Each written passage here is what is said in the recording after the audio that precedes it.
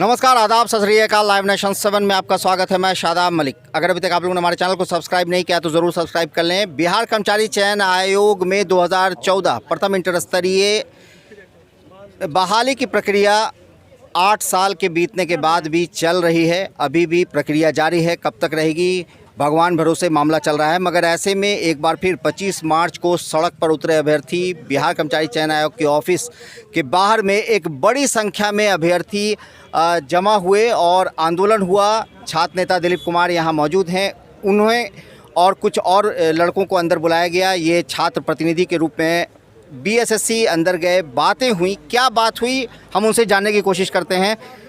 दिलीप, आप अंदर गए थे, किनसे बात हुई और क्या बात हुई? देखिए, सचिव तो अभी शायद कोई है नहीं, जैसा कि उन लोगों ने बताया। अध्यक्ष भी नहीं थे, आज आंदोलन का नाम सुन के वो आए ही नहीं। तो प्रभारी सचिव जो है उन्होंने बात किया और उन्होंने कहा कि आंदोलन का हम लोग को पहले से पता था, तो इसलिए हमने 24 तारीख को यानी कि कल ही कोर्ट में हलफनामा दायर कर दिया है कि हम लोग जल्द से जल्द बहाली क्लियर करना चाहते हैं। इसलिए कोर्ट का आदेश इस संबंध में आ जाए और जो सामान्य प्रशासन विभाग और इसका विधि विभाग का जो दिशा निर्देश दिया गया है तो उसको भी आधार बनाया गया है कि हम सरकार का जो निर्देश आया है तो उसके तहत हम लोग जल्द से जल्द इस मामले में कार्रवाई करना चाहते हैं और जल्द मेरिट लिस्ट जारी करना चाहते हैं, जो आप हमें इस मामले के लिए आगे कार्रवाई करने के लिए आदेश दीजिए, जैसा कि उन्होंने कहा है। अब वो सच बोल रहे हैं कि झूठ बोल रहे हैं तो ये तो मैं नहीं कह सकता, ये तो देखने वाली बात होगी। जैसा कि उन्होंने कहा कि हमने 24 तारीख को हलफनामा दिया है तो ये तो ऑनलाइन सर्च, और उन्होंने ये भी कहा कि आप लोग पढ़ लीजिएगा उसको कि हमने जो दिया है हलफनामा उसमें जो लिखा हुआ है उससे स्पष्ट हो जाएगा कि आपकी तरह हम भी चिंतित है कि जल्द से जल्द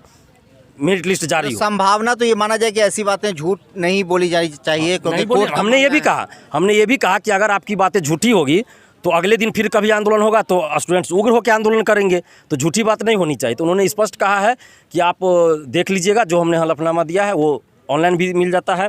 और ये भी कहा कि जो पेटिशनर है तो उनके वकील को आप बोलिए कि वो लोग कोताही न बरते और वो लोग भी जल्द से जल्द इस मामले का निपटारा करने के लिए प्रयास करें और एब्सेंट ना हो। हमारा वकील एब्सेंट नहीं होगा, इन्होंने कहा है। हमने कहा कि आपका वकील 2 बार एब्सेंट हो गया, तो ये बोल रहे हैं कि नहीं, अब से नहीं होगा, वकील एब्सेंट नहीं होगा हम लोग का, और हम लोग खुद चाहते हैं कि जल्द मेरिट लिस्ट निकले और इसलिए हमने कोर्ट में हलफनामा दिया है।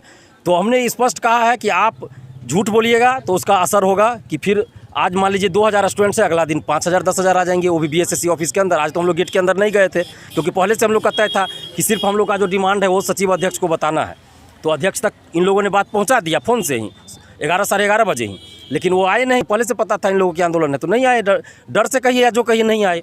तो अभी जो बात हुई उसका मतलब अगर संक्षेप में यही कहा जा सकता है कि बीएसएससी को पहले से पता था कि 25 को आंदोलन होना है और उसको ये भी पता था कि ये लोग छोड़ने वाला है नहीं, तो इसीलिए उन्होंने 24 को हलफनामा कोर्ट में दिया है कि जल्द से जल्द मेरिट लिस्ट जारी हम करना चाहते हैं, जो हमें इस संबंध में आदेश दिया जाए। और उन्होंने ये भी कहा, हमने कहा कि कोर्ट ने तो रोक नहीं लगाया है कि आप रिजल्ट नहीं दीजिए। कोर्ट ने ये कहा है कि जो भी डिसीजन आएगा वो रिजल्ट को प्रभावित करेगा, लेकिन रोक नहीं लगा हुआ है। तो उन्होंने कहा कि हमारे जो पूर्व और सचिव और अध्यक्ष थे वो जेल जा चुके हैं और हम लोग कुछ ऐसा नहीं करना चाहते हैं जिससे कि हम रिजल्ट दे दें और फिर कोई कोर्ट चला जाए तो हमको जेल जाना पड़े, कुछ गड़बड़ी उसमें मिल जाए तो जेल जाना पड़े। तो इसलिए हम कोर्ट के आदेश का इंतज़ार कर रहे हैं और हम लोग कोर्ट जो डिसीजन देगा उसको मान लेंगे और डबल बेंच में हम लोग नहीं जाएंगे। तो आपसे भी कुछ आवेदन लिया गया या कुछ इस तरह के आप लोगों से, मतलब छात्रों की तरफ से? हम लोगों ने लिखित में उनको दिया है, लिखित में जो डिमांड है वही दिए हैं हमने।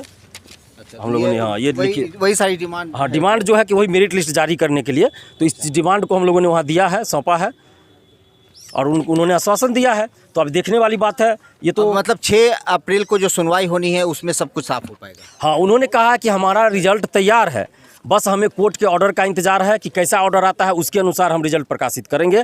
तो 6 को जजमेंट आ जाता है, तुरंत हम 1-2 दिन में रिजल्ट प्रकाशित कर देंगे। तो बहुत बहुत धन्यवाद। तो ये दिलीप, छात्र नेता दिलीप ने सारी बातें कही और क्या कुछ अंदर में हुआ ये भी बताया। और अब ऐसे में इंतज़ार है 6 अप्रैल का, क्योंकि 6 अप्रैल को सुनवाई होनी है बीएसएससी।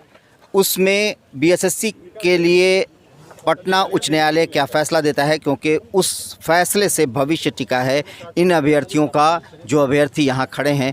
और अब देखना है कि कितना असर पड़ता है इन बातों का और क्या कुछ होता है। आप बने रहे हमारे साथ, देखते रहे हमारा वीडियो। अगर अभी तक आप लोगों ने हमारे यूट्यूब चैनल को सब्सक्राइब नहीं किया तो ज़रूर कर लें, साथ ही साथ ट्विटर हैंडल पर मैं फॉलो ज़रूर करें। धन्यवाद।